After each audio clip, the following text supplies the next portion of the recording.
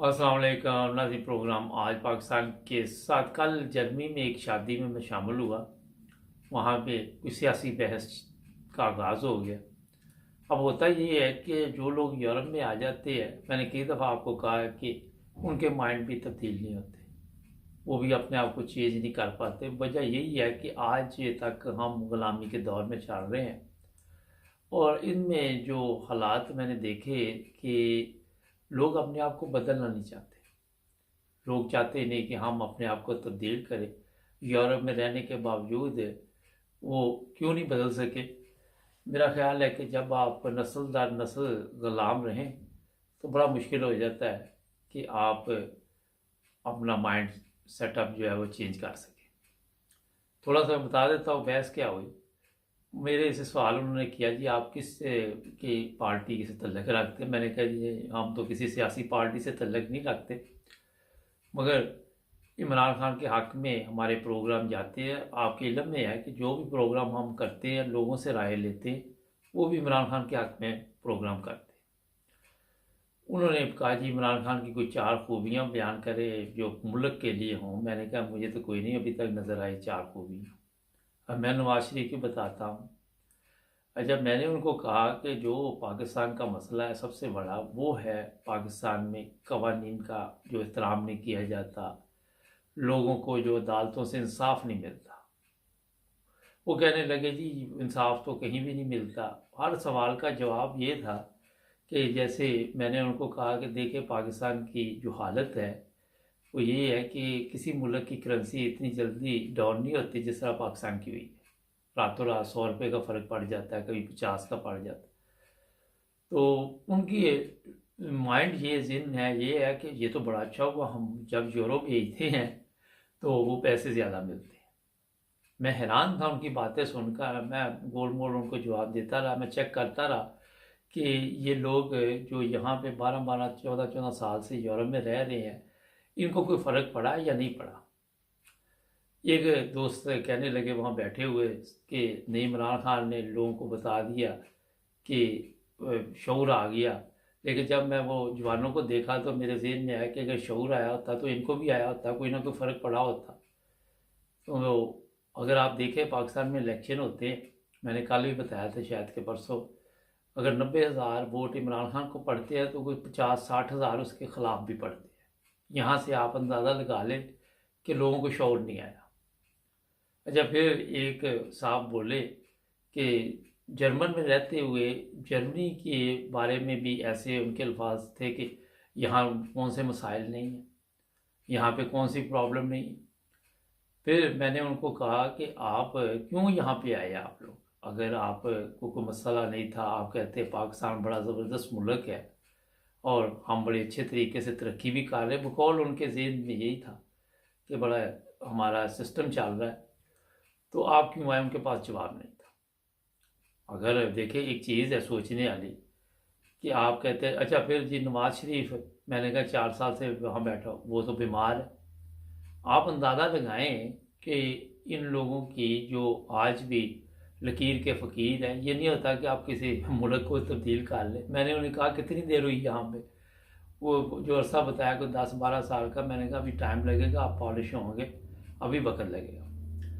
मैंने कहा जी पाकिस्तान देखे कर्जा ले रहा है, भीख मांग रहा है, वो जी अमेरिका भी तो कर्जा ले रहा है। जवाब ये था। अच्छा, मैंने कहा इंडिया नहीं ले रहा कर्जा। उसके बाद एक चीज़ ये होती है कि जब आप बहस करते हैं तो पता चल जाता है, जो भी लोग ज़ाहिर है यूट्यूब पे इतने हम लोग प्रोग्राम करते हैं कि इन लोगों को सिर्फ बहस करेंगे ये लोग और इनके पास होता कुछ नहीं। कोई ऐसी चीज़ नहीं होती जिसका इनके पास जवाब हो। जो बंदे ये कहे कि हमारे यूरो जब भेजते हैं तो कीमत ज़्यादा मिलती है, वहाँ पैसे ज़्यादा मिलते हैं, तो वहाँ से मैंने अंदाज़ा लगा लिया था कि ये लोग फारिग हैं। लेकिन मुझे अफसोस इस चीज़ का है कि यहाँ पे आके भी आप तब्दील नहीं अपने आप को कर सके। और जिस मुल्क में आप जर्मनी में रह रहे हैं तो यहाँ आपको कीड़े निकाल रहे हैं, तो भाई आए क्यों आप लोग। आपने कभी देखा कि कश्ती में जर्मन के लोग बैठ के तो दरिया पार करें जिस तरह ये हमारे डूब जाते हैं और आए दिन इस तरह की खबरें आती। क्यों पाकिस्तान छोड़ के लोग आ रहे हैं, कभी आपने सुना कि जर्मनी के लोग इस तरह अपना मुल्क छोड़ छोड़ के जा रहे हैं? या यूरोप में कोई लोग देखे आपने? लोग तो यूरोप आने को तरसते हैं, मर जाते हैं रास्ते में। मगर नाशुक्री की आदत हमारी कौम को पड़ी हुई है, और उसमें शुक्र कर। एक दोस्त कहने लगे पास बैठे हुए साहब कि जनाब मुझे इन्होंने कोरोना में पैसे दिए थे और आप ये वापस मांग रहे हैं। तो मैंने कहा इसमें कौन सी गलत चीज़ है? अगर उन्होंने वक्ती तौर पर आप सबकी मदद की, उन्होंने देखा कि लॉकडाउन लगा हुआ है, इन लोगों को पैसे चाहिए, और आप अगर आप उनको, आपके कारोबार चल पड़े हैं, आपका बिजनेस चल पड़ा है, तो आप दे दे। फिर जर्मनी में इतना बड़ा मसला नहीं, यूरोप पूरे में ही है कि अगर एक साथ नहीं दे सकते तो आपको किस्तें कर देते हैं कि आप थोड़े थोड़े करके ये पैसे देते जाए। उससे पहले आपको अपनी इनकम शो करनी होती है कि मेरी इनकम ये है, और उस हिसाब से वो फिर बहुत कम पैसे हर महीने लेते हैं ताकि आप परेशान ना हो। हर सहूलत इन्होंने दी है। जो बात मैं आपको बताना चाहता हूँ कि फिर एक साहब वहाँ बैठे हुए थे जी, मुशर्रफ बहुत बहादुर आदमी था। मैं कहा ये मुशर्रफ ने जो लोगों को सऊदी अरब भेज दिया, आज वही पाकिस्तान के लिए मुसीबत बने हुए। जो एनआरओ दिया, उनको एनआरओ का भी पता नहीं था, उनको ये भी पता नहीं था कि मुशर्रफ ने भेजा था सऊदी अरब, क्योंकि यंग थे, अभी 25-26 साल उम्र थी, मुशर्रफ के दौर का नहीं इल्म था उनको। तो फजूल ये बहस से जो मैंने नतीजा निकाला, मेरे साथ मेरे एक दोस्त भी गए हुए थे, वो कहने लगे जी आपको उन्होंने घेरे में ले लिया। लेकिन मैंने उनको नहीं बताया, हर चीज़ हम लोग नहीं बताते, कि मुझे अंदाज़ा हो चुका था कि ये लोग जो हैं इनके साथ बहस करना बहस के आगे वो बीन बजाने वाली बात ही है। और वहाँ पे होता ये है कि हमारी जो सियासी सूरत हाल है, इस पर आप सारा दिन बहस करते रहे, आप कभी भी हार नहीं मान सकते वहाँ पे, और कभी भी ये सोच नहीं सकते कि मैं हार जाऊँगा। अच्छा, नवाज शरीफ की वो वकालत कर रहे थे, नून लीग से तल्लक था, बता रहे थे, और यही कह रहे थे कि नून लीग ने बड़ा काम किया पाकिस्तान के लिए। अब आप सबके सामने है कि नून लीग ने क्या काम है। जी इमरान खान ने क्यों नहीं कोई काम किया? मैंने कहा जी वहाँ पे उसको चलने नहीं दिया गया इमरान खान को। बकौल इमरान खान तो यही कहता है। फिर मैंने उन्हें कहा कि आपका चीफ ऑफ आर्मी स्टाफ ही वज़ीर ख़जाना है, चीफ ऑफ आर्मी स्टाफ ही वज़ीर दफ़ा है, चीफ ऑफ आर्मी स्टाफ ही वज़ीर आज़म है, चीफ ऑफ आर्मी स्टाफ ही सदर पाकिस्तान है। सारे होते तो चीफ ऑफ आर्मी स्टाफ के पास, और वो जो चाहता है जी नहीं जी वज़ीर आज़म के पास इख्तियारात होते हैं। मैं क्या, कोई इख्तियारात वज़ीर आज़म के पास नहीं है। आज तक जो भी वज़ीर आज़म चला है वो बगैर फ़ौज के नहीं चल सका। मैंने उनको ये भी बताया कि सबसे बड़ा जो हमारा पाकिस्तान का नुकसान हुआ है वो हमारी जो फ़ौज की क़यादत थी, जो बड़े ऑफिसर होते हैं उनकी वजह से हुआ। अच्छा नहीं जी फ़ौज ना आती तो पाकिस्तान ना होता। और मैं क्या, किस मुल्क की फ़ौज नहीं होती? जर्मनी की फ़ौज नहीं? बच्चों वाली बातें थी उनकी। हालांकि जर्मनी में जो भी लोग रहते हैं उनको पता है कि इनकी अपनी फ़ौज भी है बाकायदा तौर पर, और हर यंग बच्चे को कोशिश होती है इनकी कि ट्रेनिंग भी दें ताकि वो कल को अगर जंग लग जाए तो साथ मिलकर लड़ सके या मदद कर सके किसी ना किसी राह में। कोई रिसर्च नहीं होती लोगों की, कोई इस चीज़ पे उनको ये अबूर हासिल नहीं होता। मगर क्योंकि आज मैंने फिर इस पे प्रोग्राम करना इसलिए मुनासिब समझा कि हमारी पाकिस्तान की हालत नहीं बदल सकती। आप जो मर्ज़ी कर ले, आप दुनिया के किसी मुल्क में भी चले जाएं, आप फिर वो साहब कहने लगे कि मैंने कहा ये पाकिस्तान तो हर जगह से भीख मांगता है। वो कहने लगे जी यहाँ भी तो बेनिफिट लेते हैं, आप खुद भी वो लेते होंगे जब ये आए होंगे, शायद अभी भी लेते हो। मकसद ये है कि ये जो बेनिफिट यहाँ पे दिया जाता है इसका उनको पता ही नहीं था कि बेनिफिट कहाँ से और किस तरह दिया जाता है, इसका तरीक़ाकार क्या है। जब आप यहाँ पे काम करते हैं आप टैक्स पे करते हैं, सबको इल्म है। जब अगर आपके पास काम नहीं है फ़र्ज़ करें तो वो फिर आपको बाकायदा तौर पे हेल्प देते हैं, और इसमें ये नहीं होता कि वो हेल्प देते रहते, आपको बुला के काम पे भी भेजते हैं, आपसे पूछते भी है कि क्या आपने कोई काम ढूंढा है। तो ये एक इनका सिस्टम है, और यही इस्लामी सिस्टम वैसे यही है, आपको मैं बता दूं। और इसी वजह से यहाँ पे गुर्बत नहीं है। लोग जो बेनिफिट भी लेते हैं उनके पास भी गाड़ियाँ हैं, उनके पास भी हर चीज़ है। एक ब्रेक लेते हैं, जुड़े रहे हमारे साथ। हमारे चैनल को सब्सक्राइब करें, हमें फॉलो कीजिए, टिकटॉक पर भी और फेसबुक पर, यूट्यूब पर भी सब्सक्राइब करें और अपने दोस्तों को भी बताएं कि सिर्फ एक ही चैनल है जहां पे सच और हक की बात की जाती है। जी, ब्रेक के बाद आपकी खिदमत दोबारा हाजिर। तो ये जो जितनी चीज़ें हैं वो मैंने जो महसूस ये किया कि हम चाहे किसी भी मज़हब से तल्लुक़ रखते हैं, किसी भी फ़िरके से तल्लुक़, जब मैंने उन्हें कहा कि मेरे ख़्याल में तो सब एक इंसान बराबर है, कोई अमीर है, कोई गरीब है, कोई मज़हब की तरफ बात को ले जाता है, कोई किसी तरफ ले जाता है। ग़ुलामी का ऐसा इनको एक चस्का पड़ा हुआ है कि उसके बगैर ये चल नहीं सकते। और जिस मुल्क में इनको सहूलत मिली हुई है उसके भी ये बजाय इसके कि उसकी तारीफ़ करें, वहाँ पे आप रहते हैं, आपको वो सहूलतें मिली हुई है। अगर यूरोप की बात करें, मेडिकल की सहूलत आप देख लें, इतना बड़ा ये एक नेमत समझे इसे। आपको कोई प्रॉब्लम हो जाती है वो हॉस्पिटल ले जाते हैं। अगर इंग्लैंड की बात करें, NHS है, वहाँ पे भी आपकी पूरी मदद करते हैं। पाकिस्तान में जो लोग ये आके यहाँ पे इस तरह की बातें करते हैं, वहाँ अगर आप हॉस्पिटल चले जाए, अच्छा फिर मैंने उन्हें कहा कि वहाँ पे इंसाफ नहीं है। ये वो तो यहाँ भी नहीं है। वो भी यहाँ नहीं तो आप यहाँ क्या लेने आए? फिर एक सवाल, आप सबके इल्म में है कि यहाँ पे अदलिया जो भी है यहाँ यूरोप की, उनकी कोशिश तो होती है, बेल्जियम एक नंबर पे आया इंसाफ में। तो ये बच्चों वाली बातें जो होती है, बहस करनी फजूल, वहाँ पे बहस से बहस करनी, मेरा दिल तो नहीं कर रहा था, मगर क्योंकि एक दो दोस्त साथ बैठे हुए थे और मैंने कहा चलो कोई बातचीत करते रहते। मगर आज आपको मैं ये बताना चाहता हूँ कि इमरान खान जो मर्जी कर ले या कोई और भी कर ले, ये मुल्क ठीक नहीं हो सकता। उसकी वजह ये है, सुबह से शाम तक आप देखते हैं पाकिस्तान में झूठे केस बनते हैं। अमजद शुएब जो रिटायर्ड जनरल है, 3 दिन उसे जेल में रख के छोड़ दिया गया। अब किसी अदालत ने ये नहीं पूछा कि जनाब पहले आपने इंक्वायरी करनी थी फिर केस, ये उसने कोई बात कर दी जिसकी वजह से उसको पकड़ के ले गए। इमरान खान उसके ऊपर गेट उसने तोड़ा, अभी वो गाड़ी से नहीं, इसने कहा गेट तोड़ो। जिस मुल्क में सुबह से शाम तक झूठ और सिर्फ झूठ आपको मिले, मीडिया पे झूठ मिले, हर जगह पे झूठ मिले, उस जगह पे आपकी ज़ार परवरिश होगी। आप बाहर दूसरे ममालिक में भी आ जाए, वहाँ पे भी आप अपने आप को खुद बदलेंगे तो बदला जा सकता है, वरना बड़ा मुश्किल हो जाता है। और ये नहीं कि 12-13 साल में बंदा बदल जाता है। फिर ऐसे भी लोग हैं जो अरसा दराज से यहाँ रह रहे, मगर वो आज भी ग़ुलामी ज़हन से नहीं जा रही। आज भी वो पाकिस्तान की उन्हीं सियासी पार्टियों के ग़ुलाम हैं।